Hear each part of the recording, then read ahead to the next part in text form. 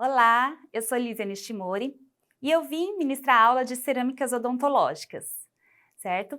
Eu falo que as cerâmicas são assuntos que me fascinam. Ainda hoje nós utilizamos muito a cerâmica odontológica, nós indicamos muito as cerâmicas odontológicas, mas às vezes a gente não sabe qual a diferença entre uma cerâmica e outra.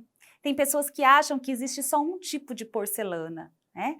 Então, a aula de hoje, ela vai tentar desmistificar para vocês quais são os tipos de cerâmicas, quais são as indicações e as formas de tratamento dela, tá? Dentre os assuntos que eu dou aula, é um dos temas que eu mais gosto. Por quê? É o que eu tive maior dificuldade assim que eu me formei. Então, quando eu me graduei, fui pedir uma cerâmica, eles perguntaram, você quer feodispática? Você quer isso? Você quer aquilo? Eu falava, meu Deus, eu não sei nada, né? Então, fiz especialização de prótese e saí sabendo, aprendendo que a melhor cerâmica era a IPS Empres. Mas quando cheguei para fazer uma IPS Empres, já tinham tirado do mercado. Então, a tendência hoje é utilizar muita cerâmica.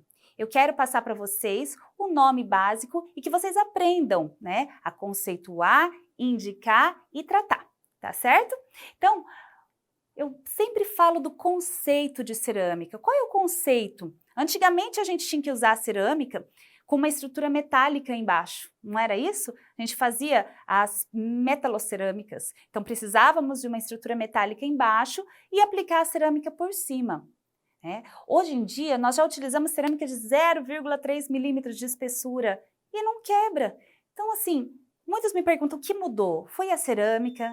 Foi o dentista? Né? O que mudou de tão, né? O que mudou? A indústria mudou bastante, o dentista mudou bastante? Eu falo que tudo mudou.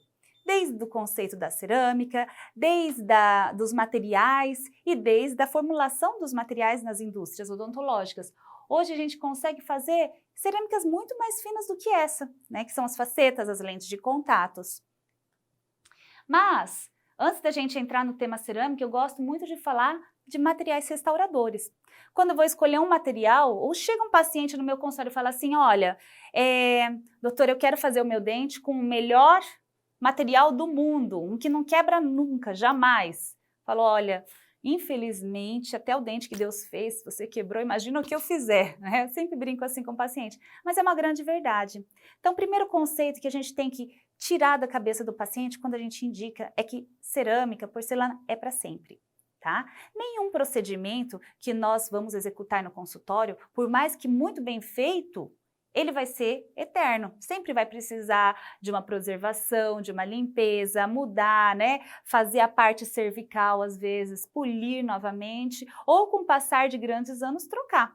Então, quando a gente vai escolher um material, a gente sempre pensa que era um material com boas características. Que características são essas? Longevidade, estética e resistência, né? Eu sempre falo que são fatores primordiais, são características primordiais de um material. Dentre os materiais, eu tenho cerâmica, eu tenho resina, tem metal, tinha antigamente as restaurações em ouro. Então assim, quando que eu vou indicar cada uma delas? É resina ou cerâmica que é melhor? Falo, depende. Depende do quê? De duas coisas, do substrato dentário. Então aqui, olha, depende se o meu dente ele é um preparo para coroa, se ele já é uma porcelana antiga que eu quero reparar, se é um dente rígido que quase não tem restaurações, se é um dente muito escuro, se é uma prótese sobre implante ou então se é um munhão metálico. Tudo isso são fatores que determinam qual material que eu vou utilizar. Outro fator muito importante é, primeiro, a cor do substrato e a quantidade de material que eu vou acrescentar. Dentre os materiais, quando a gente fala de materiais estéticos, nós sempre entramos nesse dilema, resina ou cerâmica? O que é melhor, resina ou cerâmica? Falo que os dois são fantásticos, não tem como viver com um só. A resina não vive sem a cerâmica não vive sem a resina. Porque em casos de restaurações muito amplas, nós vamos passar por uma restauração um pouco mais invasiva, que são cerâmicas odontológicas. Então eu sempre pergunto assim, olha, qual material que eu vou utilizar? Depende de outro fator. Quanto que eu quero adicionar? É pouquinho? É muito?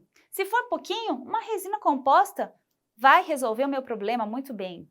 Às vezes eu tenho que acrescentar muito e ela não tem força suficiente, resistência suficiente para aguentar aqueles esforços mastigatórios. Então, eu sempre me pergunto, quanto que eu vou adicionar, tá?